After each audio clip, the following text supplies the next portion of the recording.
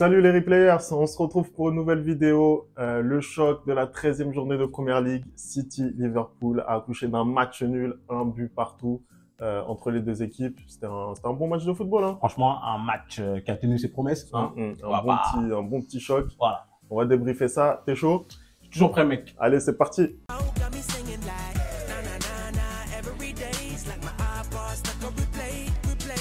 Allez, on va débuter ce débrief. C'était un match, tu l'as dit, c'était un bon match de football. Après, voilà, qu'est-ce que toi, t'as pensé de la Presta de City, en sachant que voilà, ils étaient devant leur public, c'était les favoris de ce match. Est-ce que tu les as trouvés à la hauteur de l'événement ou pas? Franchement, je vais pas te mentir, oui. Mais après, quand on regarde le score, on a l'impression qu'ils n'ont pas été à la hauteur de l'événement. Mais c'est un très bon City qu'on a vu cet après-midi. On a vu, comme d'habitude, un City qui monopolise le ballon face à une équipe de Liverpool qui presse haut, et du coup, pour le coup, City a réussi un peu à annihiler le pressing de Liverpool pendant la première période. On a vu énormément de duels dans ce match, et des duels vraiment très très forts. Je pense là comme ça directement à Jérémy Doku face à Trent Alexander-Arnold. Vraiment un match incroyable des deux joueurs. Et non, j'ai trouvé que City, qui arrivait avec cette formation un peu hybride en 3-4-3, avec au milieu Akanji et Rodri. Ouais, ça, c'était le choix de Guardiola, hein, dans sa compo, la petite surprise. Exactement, comme d'habitude. Voilà, comme d'habitude. Avec Akanji au milieu. Exactement, ils ont su maîtriser Liverpool pour moi. Ils ont su maîtriser Liverpool pour moi. Moi, je suis moyennement d'accord sur ce constat, parce qu'effectivement, voilà, on a retrouvé les classiques de City, à savoir une très très forte possession. Et durant le premier quart d'heure, ça a été très très vrai, où vraiment ils ont mis à mal cette équipe de Liverpool. Ils ont énormément fait courir les Reds. Après voilà, moi j'ai trouvé que sur la projection justement de Liverpool, j'ai trouvé à la fois qu'il y avait de la personnalité, parce que voilà, quand on voit par exemple un Matip qui porte le ballon, un Tsimikas qui porte également le ballon très très haut pour aller se procurer des occasions, arriver même dans les 20-30 derniers mètres de City, voilà, on voit qu'il y a cette volonté quand même, quand on a le ballon, de bien l'utiliser. On a aussi vu voilà des circuits de passe avec 2-3 relais pour ressortir le ballon. Là, je suis pas trop d'accord. Quand tu dis qu'on a Matip, par exemple, qui porte le ballon, là, je suis d'accord, parce que ils n'avaient pas vraiment le choix, et justement, c'était quelques fois. Moi, ce que j'ai noté en première période, c'était un Liverpool qui n'arrivait justement pas à aligner plus de 3 passes, en fait, tellement le pressing de City était hyper intense. Non, après, effectivement, ils ont été en difficulté. Moi, c'est pas ce que je suis en train de dire, hein. Je remets pas ça en cause. Ce que je dis, c'est que quand ils ont eu le ballon, les peu de fois où ils ont eu le ballon, l'utilisation pour moi a été bonne. Ce qui a fait que au final, Liverpool a réussi à se créer certaines situations, alors que City, par rapport à l'outrageuse domination, ils auraient dû avoir beaucoup plus d'occasions, créer beaucoup plus, en fait. Et du coup, marquer un peu plus. Voilà, c'est ça. Ils l'ont pas fait pour moi. Donc, pour moi, c'est pas un match nul immérité et illogique de la part de Liverpool. Hein, je suis désolé. Après, tu vas quand même un peu loin, parce que au final, quand tu regardes la physionomie du match tout au long, City domine outrageusement, comme tu le dis. Certes, ils n'ont pas des occasions nettes, mais City doit marquer ce deuxième but là. Et pour moi, je pense que c'est en cela que les joueurs de Pep Guardiola ont un peu péché.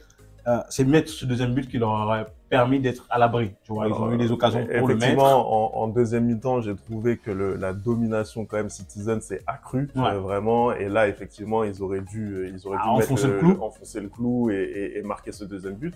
Mais en tout cas, moi, sur la première période, hein, je suis désolé, mais moi, j'ai trouvé vraiment une équipe de City qui voilà récupérait extrêmement rapidement le ballon. Ah ça, mais c'est impressionnant. Mais après derrière, je les ai vraiment trouvés en difficulté pour créer, notamment à l'image d'un Julian Alvarez qui voilà passe un petit peu à côté de son match. Au niveau de la création, il fait pas énormément de choses, et surtout les occasions qu'il a eues, il en a rien fait de bon. Hein. J'ai en mémoire un ballon, je crois c'est Doku qui déborde sur le côté gauche, qui lui met un ballon en retrait.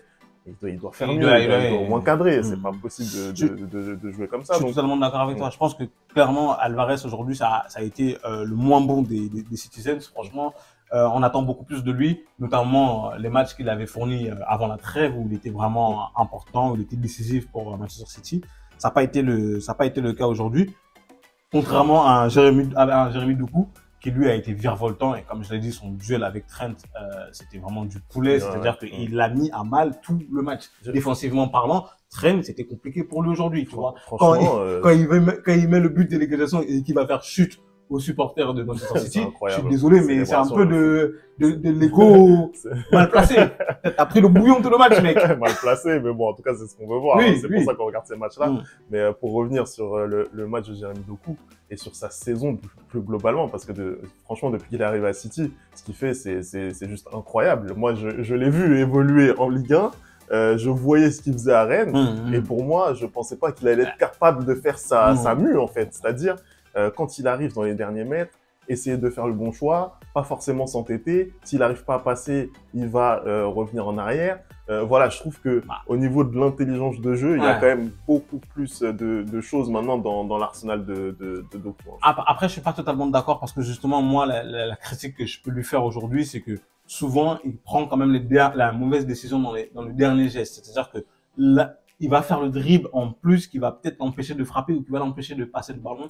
Mais c'est ce qu'on aime, c'est des ailiers qui débordent, c'est des ailiers qui vont dans le 1 contre 1. Et je trouve justement qu'il n'est même pas, au vu de la difficulté de Trent aujourd'hui, je pense qu'il aurait dû provoquer encore plus pour mettre à mal Trent. Et je trouve que souvent, dans des situations où il a reculé, il a préféré faire la passe en retrait ou autre, je pense qu'il aurait dû attaquer un peu plus. C'est là-dessus, je pense que c'est dans un processus justement de pas forcément perdre le ballon à chaque offensive, à chaque tentative.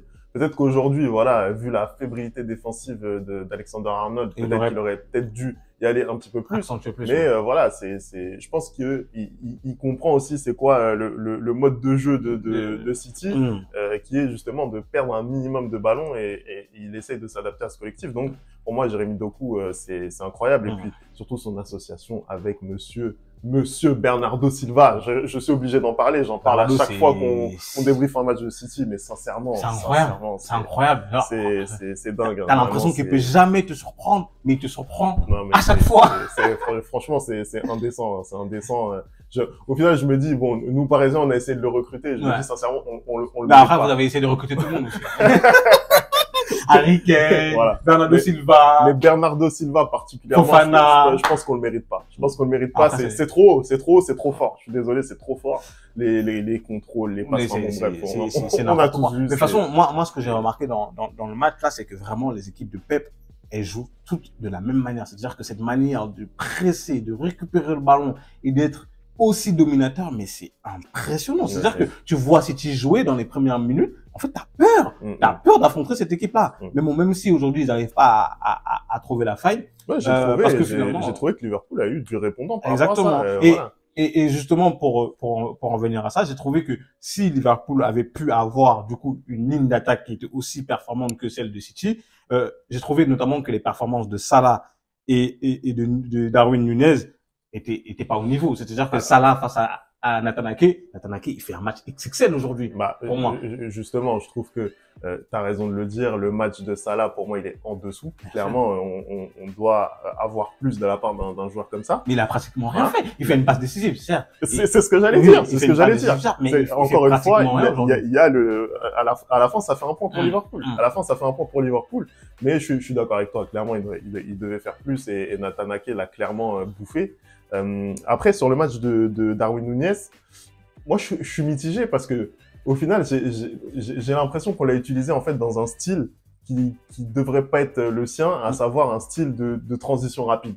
Voilà. Darwin Nunez, c'est un joueur de fixation. C'est un joueur qui est là pour conserver le ballon, qui est là pour utiliser son physique et faire remonter le bloc de Liverpool. Il a essayé de le faire du mieux possible sur certaines phases. Après, forcément, quand il y a des transitions rapides, des ballons qui arrivent comme ça, notamment de la part de McAllister, de Szoboszlai, finalement, on le lance comme ça en profondeur et derrière, il sait plus quoi faire avec le ballon. Souvent, on a vu cette image-là de Darwin Nunez qui est lancé et qui se retrouve un petit peu livré à lui-même. C'est pas son jeu, c'est pas son jeu. Donc au final, je sais pas si c'était le meilleur profil aujourd'hui dans ce match-là à aligner à la pointe de l'attaque de Liverpool.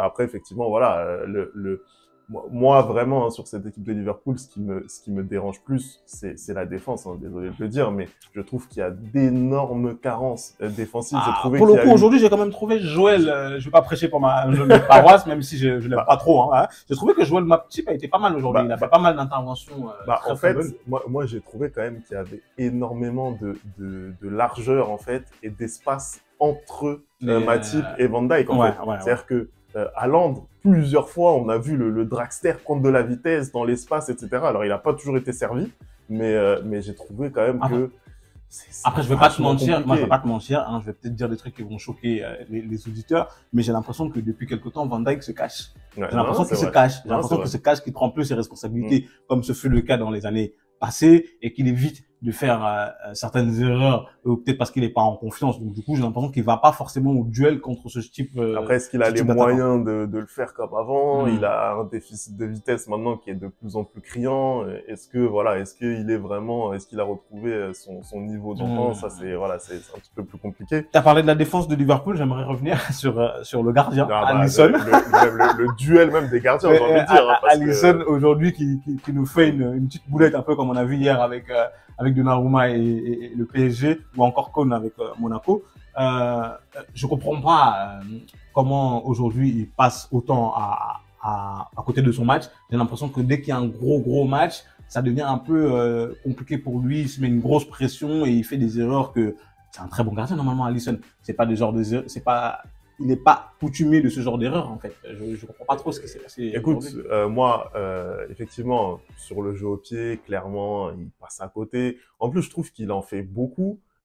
Après, il est aussi servi par ses coéquipiers, clairement. Mais en fait, on abuse, je trouve, de cette solution au pied, de repasser à chaque fois par Alisson, alors que il est peut-être pas forcément dans le plus à l'aise, plus à l'aise et dans la forme de sa vie. Après, encore une fois, il fait des arrêts. Il fait des arrêts très, très importants. Il fait l'arrêt, je crois, devant Haaland. Il fait l'arrêt en première période devant Phil Foden sur la frappe en première période. Il fait des arrêts qui sont quand même déterminants.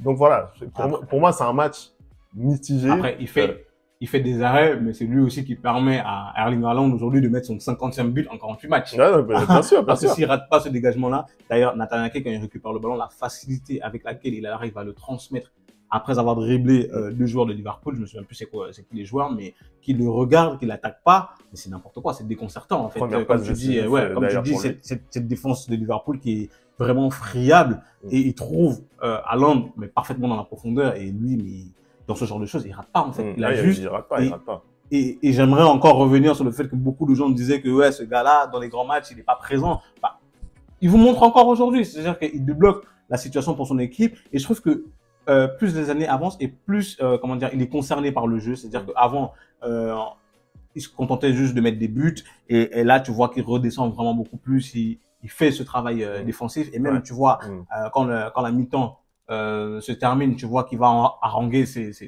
partenaires, ses coéquipiers de son jeune âge. Tu vois, il va voir un Bernardo Silva, il va voir un Kyle Walker pour leur dire allez, c'est bien, on continue comme ça. Moi, j'aime beaucoup son attitude. J'aime beaucoup son attitude. Sur ce match-là, en tout cas, ça a été vraiment visible. Je suis assez d'accord avec toi. Il a fait énormément d'efforts sur le terrain. Ça, c'est le mérite aussi de Guardiola de faire en sorte qu'il participe davantage au jeu. Et puis, effectivement, il met le but là qu'il doit mettre. C'est clairement un très, très bon match de la part de Erling Haaland aujourd'hui. Mais pour revenir effectivement sur la comparaison entre Alisson et Ederson, sincèrement, moi, j'ai l'impression qu'il y a un monde d'écart, en fait. Les mots même me manquent. C'est-à-dire que tu vois les relances de l'autre côté, mais c'est délirant. À un moment, il fait une relance slicée, là, mais c'est un dinguerie. En fait, comment il arrive à passer deux lignes de Liverpool. C'est incroyable. J'ai vraiment l'impression d'avoir affaire à un joueur de champ. C'est un truc de fou. C'est un truc de fou. La sérénité au pied d'Ederson, sincèrement, c'est incroyable. Donc en tout cas, voilà, ça permet à Manchester City et à Liverpool de prendre un point. Ça fait les affaires de qui? Des deux clubs de Londres. Voilà, les deux clubs de Londres qui ont un match en moins. Arsenal et Tottenham qui se retrouvent à 27 et 26 points.